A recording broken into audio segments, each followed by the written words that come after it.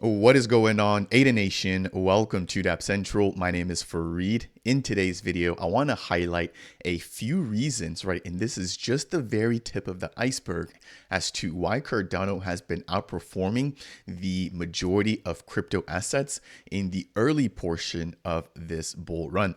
Now, personally, I think that the narrative in just the idea surrounding Cardano is finally starting to turn, or I should say that the tides are finally starting to turn in the sense that people are no longer underestimating Cardano, especially after the last two rallies that we've had since the month of October.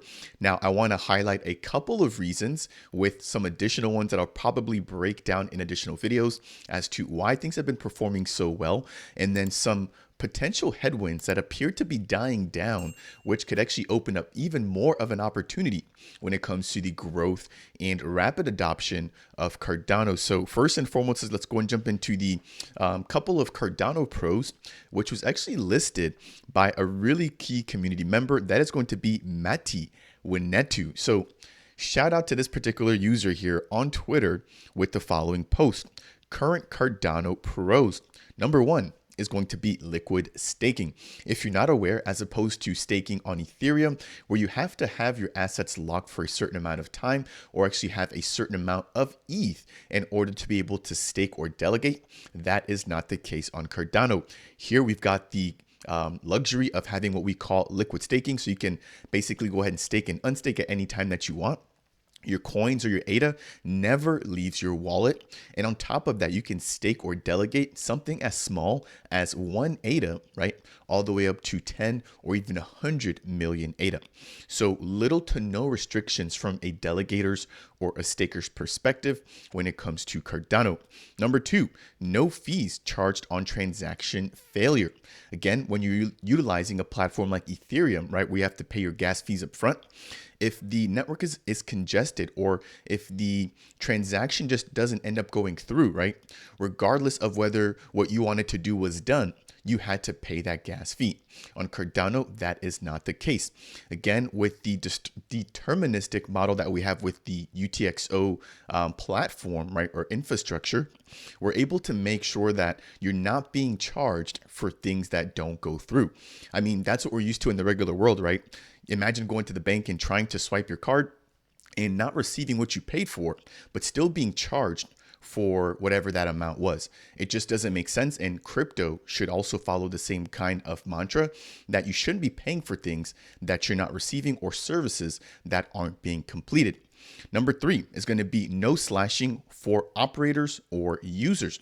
So again, when there's a bad node or a bad actor within an ERC20 or Ethereum type of network, the way that they're punished for being malicious or not doing their job is by actually having their Ethereum tokens taken, right?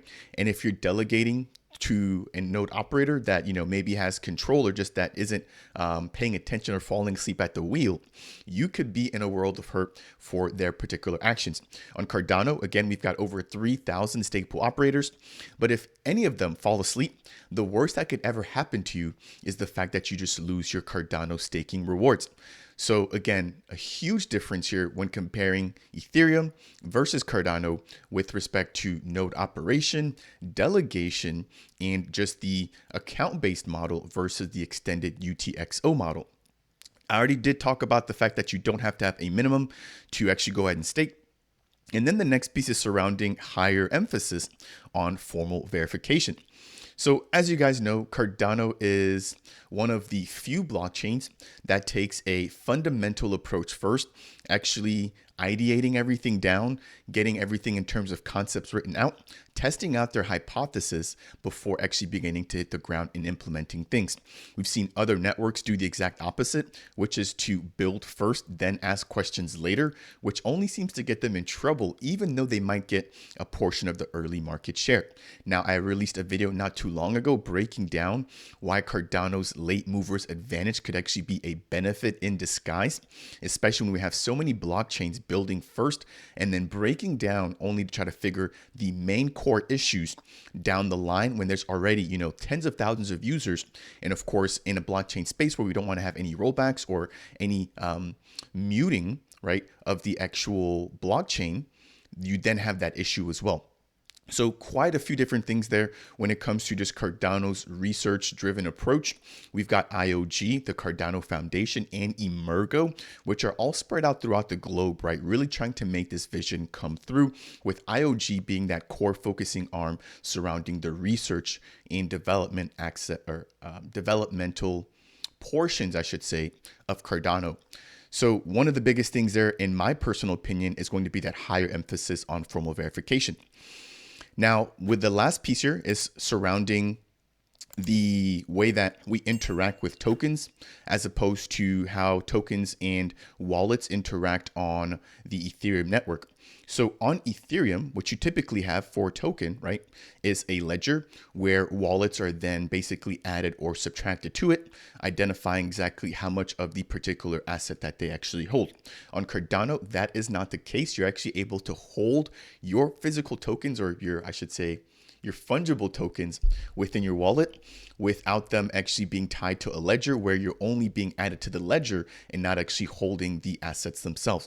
So it states here, this is going to be the first network to provide first-class native assets that you actually own, not view, right, through a smart contract or through some sort of ledger on the actual network itself. So one of the biggest things there, again, just traditional difference between the account-based model, which Ethereum uses, versus the extended UTXO model that Cardano has. Now, this is not all, right? I think there's even more of a list that I can break down. When we take a look at just the uptime for Cardano, not only are we the most decentralized, I'll get to that in just a minute, but we're also the one with the highest uptime. I think that Bitcoin has around a 99% uptime. I think that there was a minor blip where there was some sort of hiccup, but short of that, Bitcoin does do a really great job. Now, when we take a look at Cardano versus something like Solana, which has had multiple restarts, outages, etc., Cardano has never been down since launching, I believe, about 5, almost 6 years ago. So since 2017, Cardano's been up live on the mainnet with zero downtime to date. Now, this is all thanks to the 3,000 stake pool operators operating on the network, I believe securing over 25 billion ADA tokens staked right now out of the total supply of about 45 billion, of which about 36 or maybe 37 billion are currently circulating. So no reboots and stellar uptime being shown by Cardano. Now, I did also mention the fact that, we don't have any slashing, but another really cool thing is that we haven't had any actual hacks take place on Cardano. So if you take a look at, for example, other networks, again, not picking on Ethereum or EVM based networks, but it just is what it is. There's a lot of wallet draining smart contracts, a lot of just hacks and issues, with the latest one actually being released by Ledger. We saw a phishing attack where a malicious actor was able to overtake some code from the Ledger Connect kit. And for anybody who connected to certain dApps, right, utilizing Ethereum, they had the potential of having their wallet actually being drained, with over $650,000 being siphoned off by these attackers. We have not had a single one of these attacks come to Cardano yet.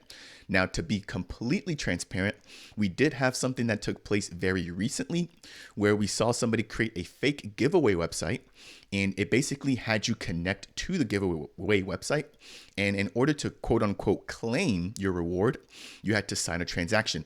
Now, when you actually sign that transaction, it wasn't just sending to ADA, which we're all accustomed to doing to claim things on Cardano, but it was also sending all of the assets within your wallet to whoever was actually on the other end of that transaction. So we have had our own issues.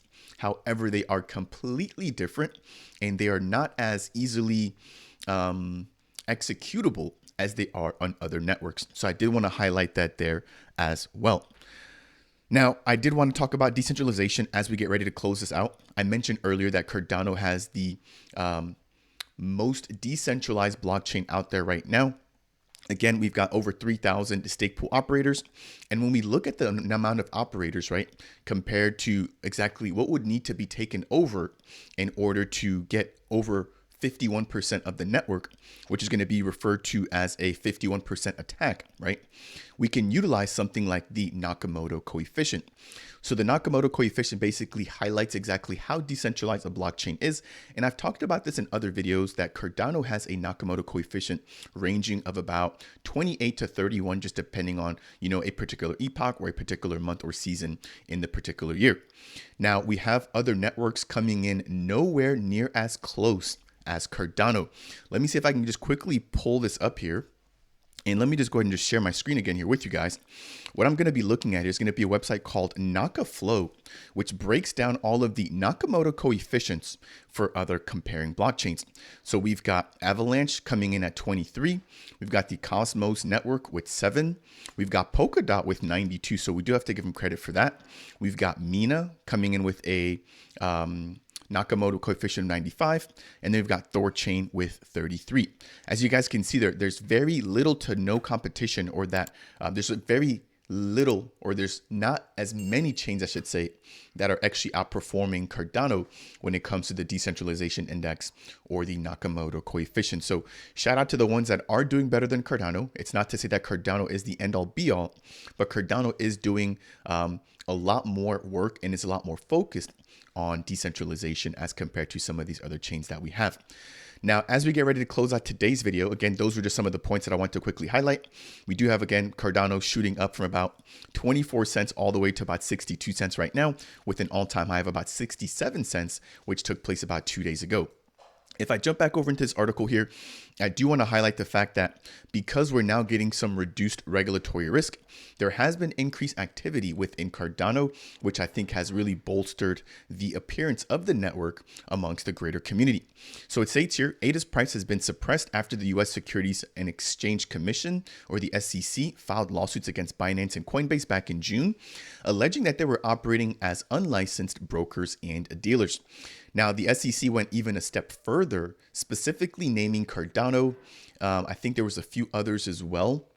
I don't definitely recall them off the top of my head, but Cardano was one of the main ones that they were adamant about naming as a security.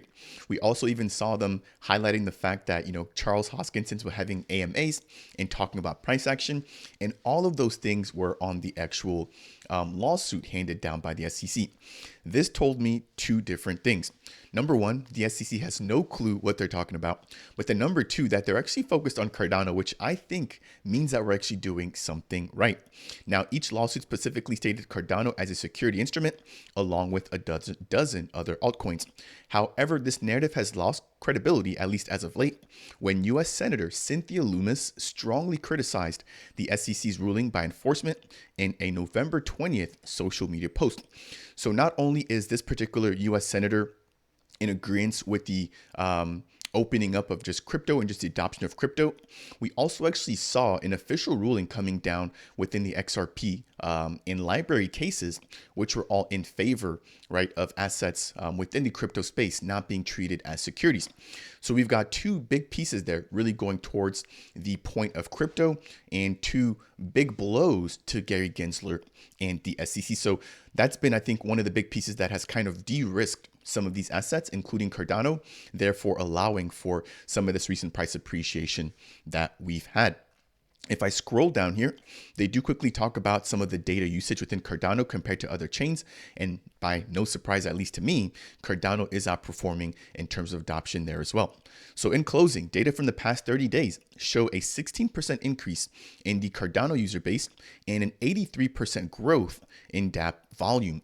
So we've got DEXs, we've got DeFi lending and borrowing, we've got metaverses, we've got infrastructure, oracles, you name it, Cardano finally has it. I remember about 2 years ago, after the initial run, Cardano had little to nothing to show other than smart contracts being developed, but we now have full-fledged protocols, right? Now gaining over, I believe it's $300 million locked in TVL. So the chain is growing and the chain is maturing. We also have over, I believe it's 200 projects launched and over 1,300 builders to to date on Cardano. Now, such data is highly positive, especially considering that the top 5 chains on average saw a 13% decline in active addresses and a modest 22% volume gain. So 13% compared to Cardano's 16% in user base, and then 22% compared to 83% in Dapp volume. In closing, and probably the biggest piece here, in fact, none of the top 7 chains matched Cardano's increase in active addresses. Again, not a surprise. The tides are finally starting to turn. People will inevitably realize that Cardano's slow and steady approach has been the right approach from day one. In closing, ADA's bullish run has been fueled by increased activity in its decentralized applications and reduced regulatory risk as the SEC's overreach becomes more and more apparent. Ladies and gentlemen, I just want to first and foremost thank you for making it to the end here of today's video. Want to highlight exactly why we're in Cardano, why we believe in this chain, and exactly why we will definitely make it through. Right now is one of the most opportune and life-changing times that we have in front of us right now, which I'm looking to maximize. Hopefully you are too if you're watching this content. But don't let this opportunity slip you by. Again, this comes literally once every 3.5 or potentially 4 years. So we've been patient, we've been diligent, we've rode the bear market all the way out, and it's time for us to be rewarded. And again, I think Cardano is going to do more than just perform. That said, I want to quickly highlight exactly why Cardano's price has been appreciating over the course of the last 2 months, breaking down, the facts, the numbers, and just some of the things that really make Cardano stand out. If you agree, right, and if you have a particular piece about Cardano that really sticks out to you, please go ahead and make sure to leave it down below. If you disagree, that is completely okay. That's what we're all here for. Go ahead and let me know exactly what you think about Cardano as well. And if you did find this to be helpful, right, I would really appreciate you if you could tap that like button. Not only does it help to get this content out to other members within Cardano, it also go ahead and lets the YouTube algorithm know that I'm doing a great job. That said, if you guys want more content like this and you do enjoy content like this, consider subscribing to Dapp Central. And last but not least, if you have any other comments, then make sure to go ahead and leave them down below. That said, and as always, I will see you guys in the next video.